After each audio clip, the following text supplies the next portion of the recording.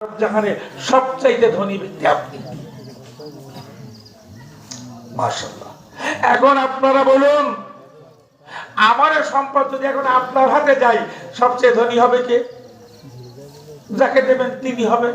তো বলছেন, আপনারা অনেকে মন্তব্য করেছেন আমার দয়াল নবী, আমার নূর নবী সাল্লাল্লাহু আলাইহি সাল্লাম হলেন গরিব মানুষ, অসহায়, আর আমি হলাম বড় ধনী, তার সাথে আমার শাদী মোবারক হয়েছে, এতে আপনাদের মনে কষ্ট। আম্মা জান খাদিজাতুল কুবরা রাদিয়াল্লাহু তাআলা আনহা বললেন, ও আরবের বড় বড় বণিকেরা, তোমরা সাক্ষী হয়ে যাও, আমার যত বিষয় সম্পদ, আমার যত ব্যবসায়ী মাল সামান, আপনাদেরকে সাক্ষী রেখে আমার দয়াল নবীর কদমে সুপর্দ করে দিলাম। এখন বলেন তো, সবচেয়ে বড় ধনী কে? বণিকেরা আর কথা বলে?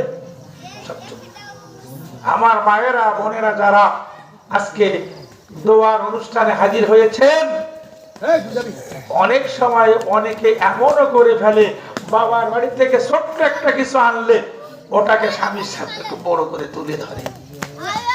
আদর্শ নেবেন কোথা থেকে? আমার দয়া আদর্শ থেকে।